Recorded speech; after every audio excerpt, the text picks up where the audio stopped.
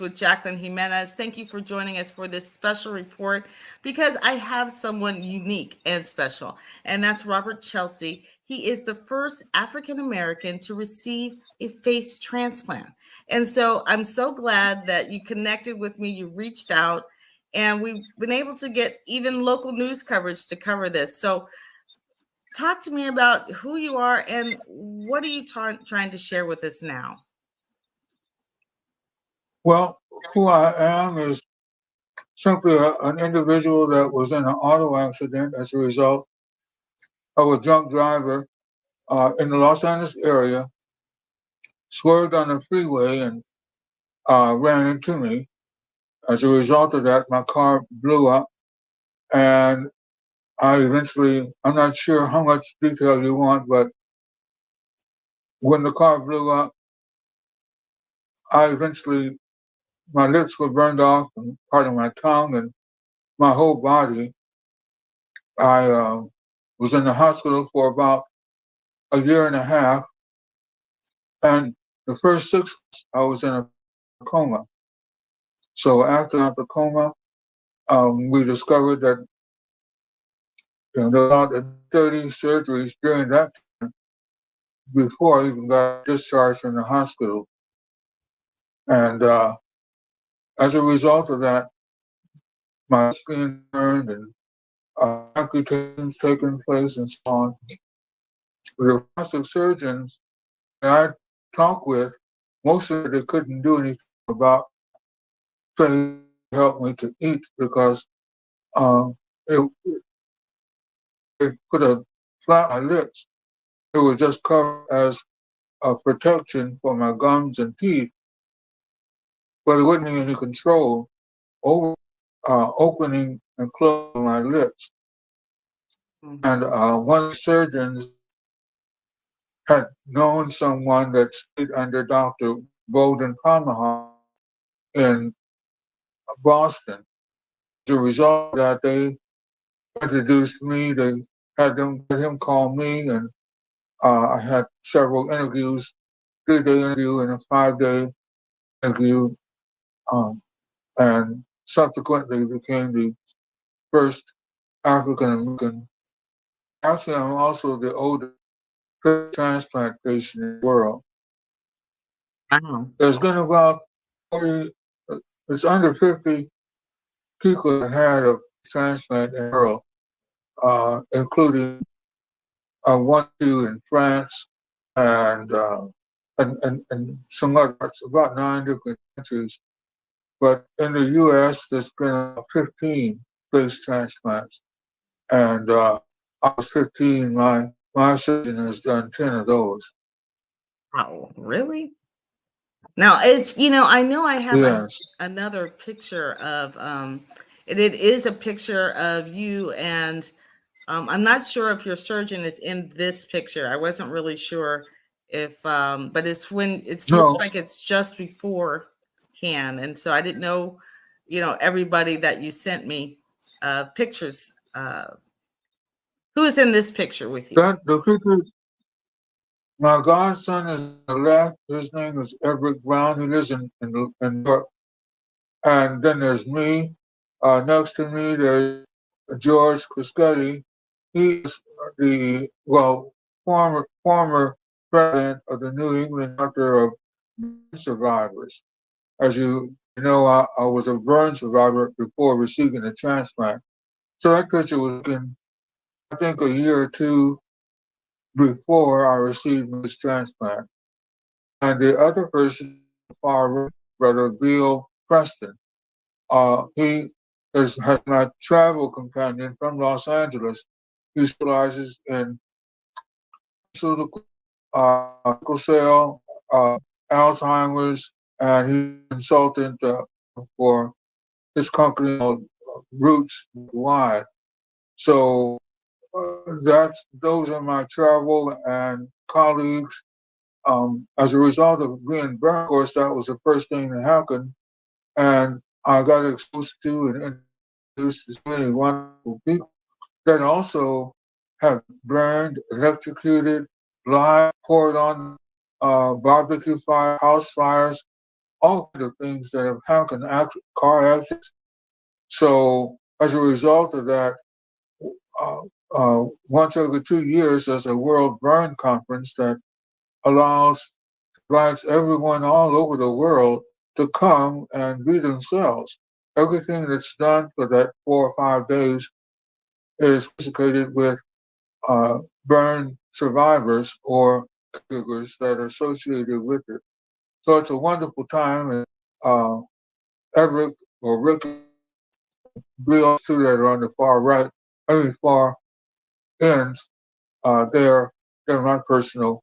One's my godson, and the other's a personal friend. I noticed that when we were talking before we started the interview, see, when I'm looking straight on at you, you don't notice, your face is, normal. But if you turn to the side, you can still see that scar all across your head. Yeah. Oh And yeah. I was like, wow, you really had this face put on you, if you will. So when you look in the mirror, at a different face, what is that like? Well, I see you in person. I'm not sure if I ever see myself. Fortunately, I'm able to, you know, I'm carrying this face like you carry your hands and your arms and legs. But when I look at it, then I see another person. And the texture of my skin is a little different because it's loose compared to how our natural skin fits us. Skin, obviously, well, what happens in the process of face transplant? They actually strip my face and they strip the donor's face. So it's so much more unique than replacing a liver, lung, kidney, or heart, and so on, where you're taking one out and putting another in.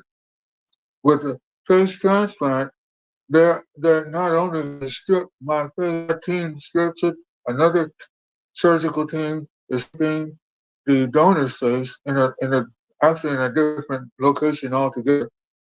And then they bring the donors to me and sew all the blood vessels, nerve endings, tendons, the muscles, the uh, everything that they can, sew it together from top to bottom.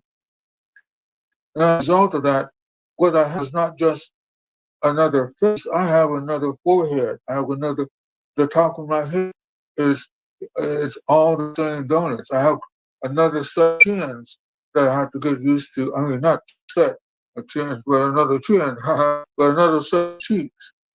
I have another set of lips to get used to. I have another nose to get used to. So it is uh, much different than taking an organ out and putting another one in.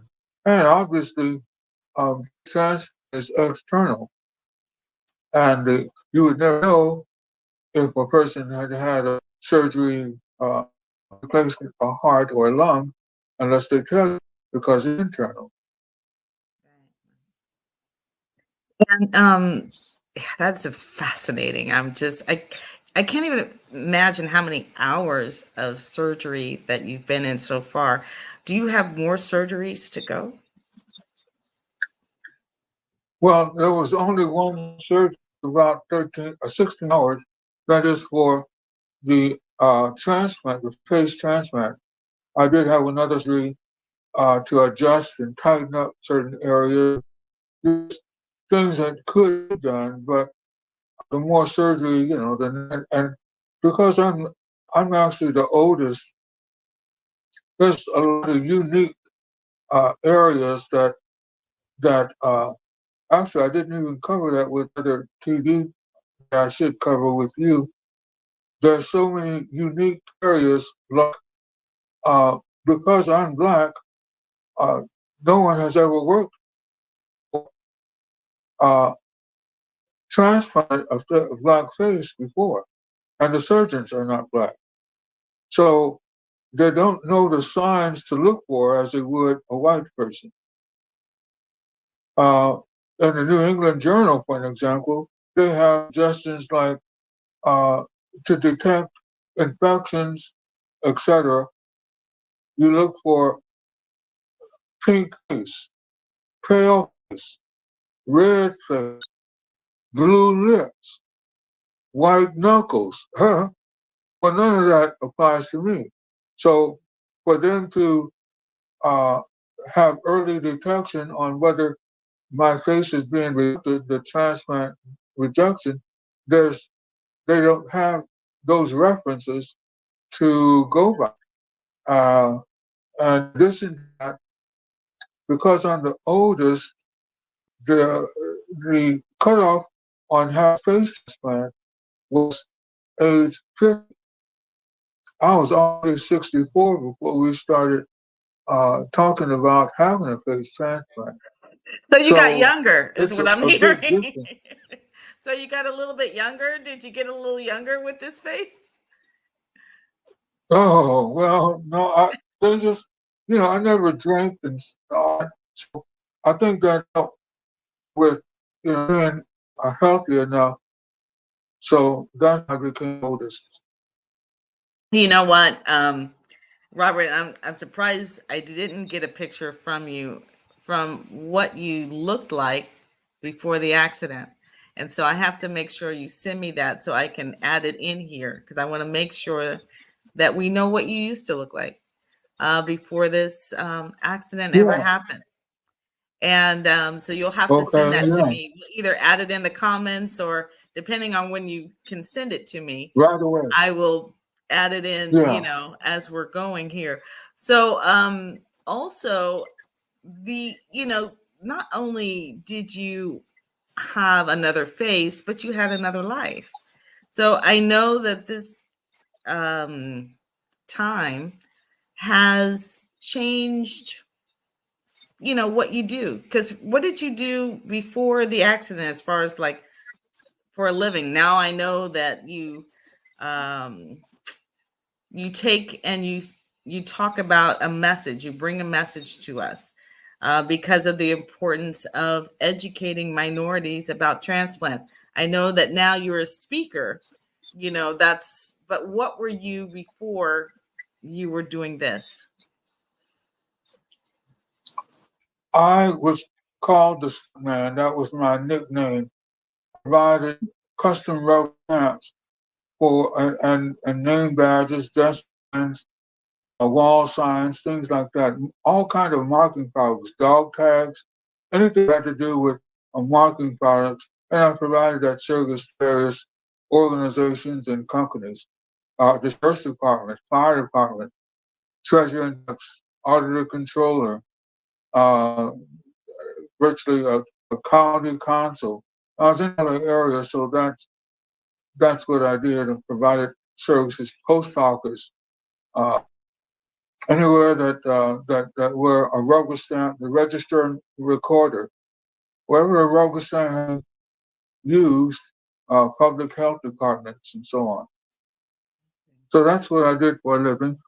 I was very fortunate, however, that well, I'm fortunate in so many ways. My God. But the organization, the company that that provided or the manufacturer that provides my products, JP Cook, they're located out of Nebraska. They continue, even to this day, to provide services, respond to my customers, and they send me missions. Can you imagine when I was in an auto accident? I was in a coma for the first 6 months, and in the hospital a total of a year and a half. As a result of that, uh, every customer I had, how would they know that I existed? If they sent in a request for a quotation, couldn't respond. They didn't know. The banks didn't know. They shut me. They closed my account. I had levies, liens, charge-offs, uh, the light, water, and gas. They all, everything. Your mortgage is gone. You know, because they don't know you're in the hospital, and there's no way to pay them. So all of that occurred during the time I was in the hospital, along with J.P. Cook being kind enough at that time to send the commissions to my daughter until I got uh, well enough where I could take the commission, receive it myself and try to straighten certain things out. So you still work in this field? Yes, I still answer. I don't do a lot of calling because I'm still not strong enough to really work, really not even 2 or 3 hours to actually do any kind of real work. But if I get a phone call or someone refers me or asks me, then I do make sure that that customer gets their product. And I know you're in a hotel room because you're in South Florida to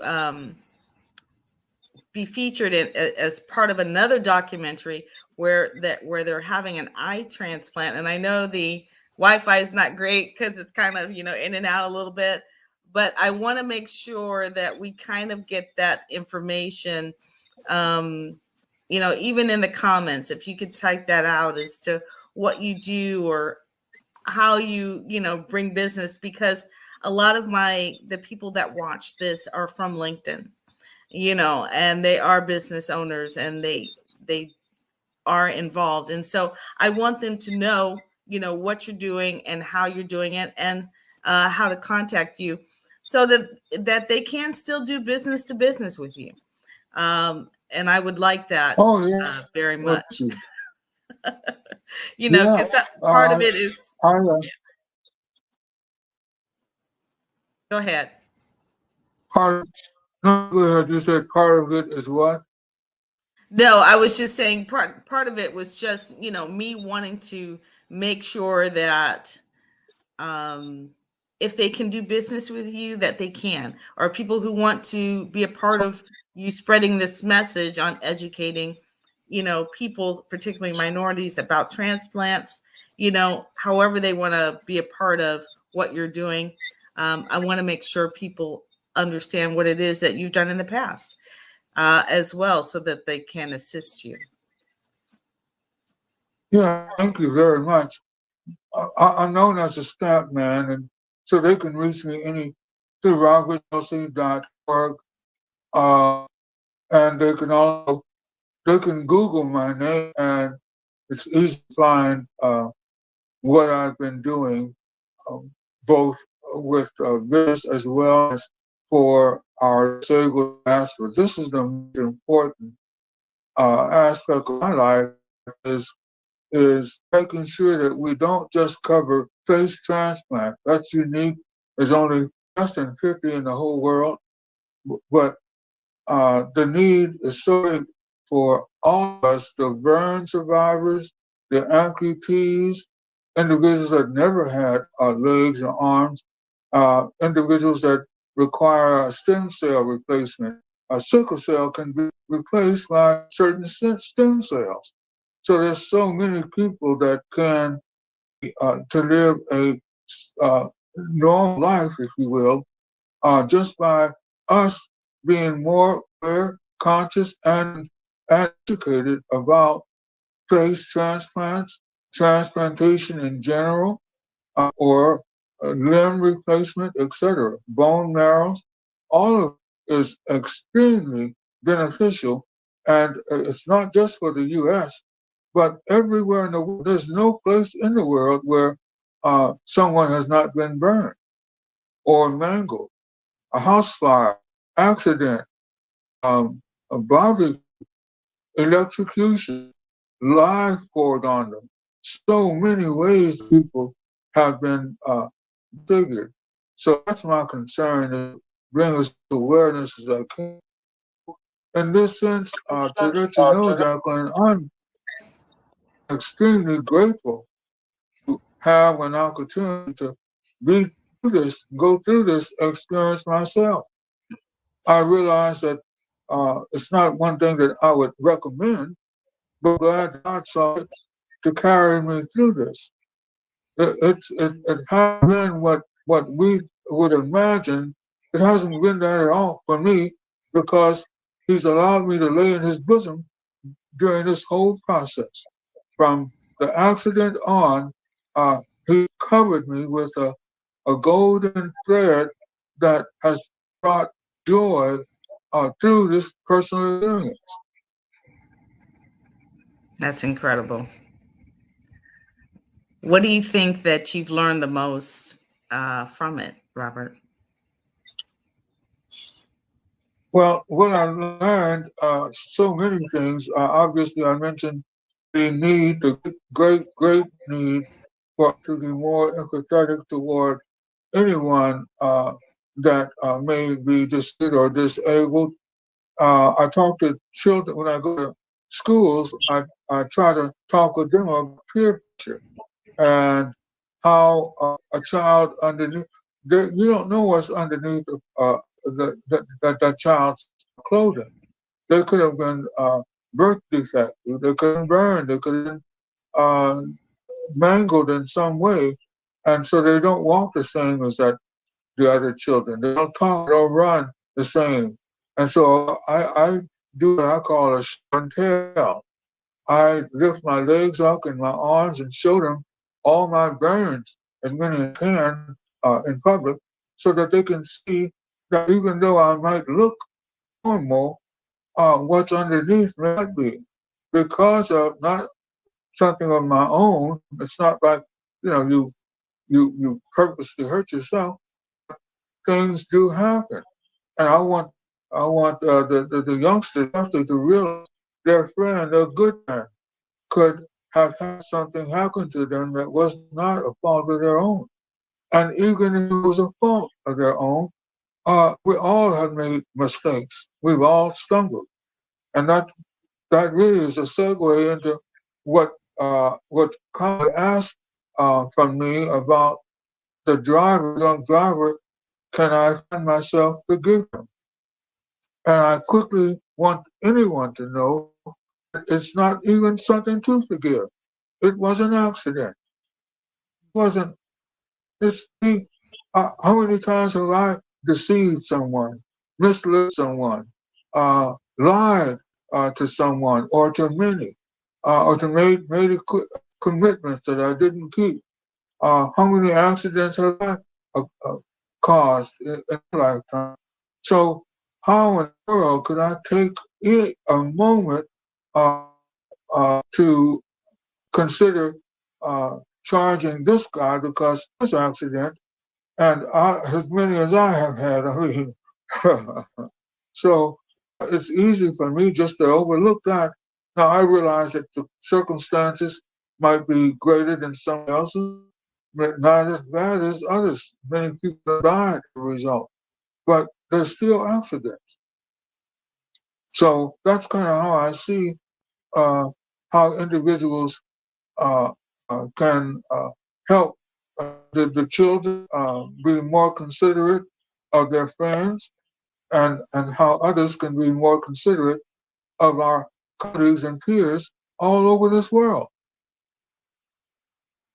Thank you so much for sharing your story and just giving us some insight on what that's even like. I know that you're going to be a part of this documentary, and this is a South Florida surgeon. So hopefully, when the documentary comes together, we'll be able to bring that story to you because it's remarkable as well.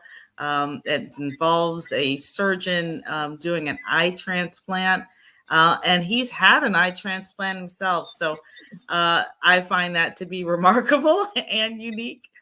And so I'm looking forward to hearing more about that documentary as you guys put it together and when it's about ready to be released. Robert, I know you're here in South Yeah. Florida. You're heading back to California. Um, but thank you for sharing your story, and thank you for reaching out to Newsworthy Stories, and just letting me know. And I'm glad that I was able to get more coverage for you in the process, because I believe this is a story that needs to be told again and again, in every city that you uh, go to, no matter the reason, because you're so unique. And I'm still baffled on how to remove a face from one person and put it on another. It's just extraordinary. Yeah, it is. But you have taken time to uh, my experience into your heart. And Say as that again, because I kind of missed it. you've taken the time to take my experience and place it to your heart. And as a result of that, we have met and talked, and all of these wonderful things are developing out of it. So it's really out of, and I think the bottom line, you did ask me what are some of the major outcomes of my experience. One of them is I went through when I was still in the hospital before the transplant, as I all burned and lips burned off and all that. And uh, I asked our Heavenly Father, how can I now speak your wonderful words? How can I have Bible studies anymore? What what method? How do you? What do you want my next steps to be? Since you allowed my lips to be burned off, you allowed my tongue, part of it, to be burned off. I know you don't want me to do a lot of talking, but how can I share? And quickly I got a response, Jacqueline. Uh, kindness. I heard the verbal word kindness. And I Say it again. realized then that kindness, he said kindness. Kindness. Mm. I realized then that he's talking about being nice and kind and sweet and gentle, and he's talking about godly, holy kindness. It's a level and a dimension in him that I had yet to attain. And I'm so grateful that this kind of exposure came to me in spite of not being able to talk and walk and up. Kindness is our key, and you're not that you give kindness. You must be a kind person. And so I'm so grateful that revelation has penetrated my heart and found a lodging place where I thought I might have been a nice guy, but now I realize it's a godly kindness that I had, but it was a kindness that man would accept. When it gets to the point where God is pleased with it, usually man won't like Mm. Well, thank you for sharing that. I just want you encourage anyone, if you want to reach out to Robert, and go to robertchelsea.org. You see his email running along this ticker here. Robert, thank you so much for sharing your story. I'm sure this is not the last of our conversation. So um, thank you again. Oh yes, thank you so, and thank you audience listening. I hope something is said to touch your heart and lift you today. All right. Thank you.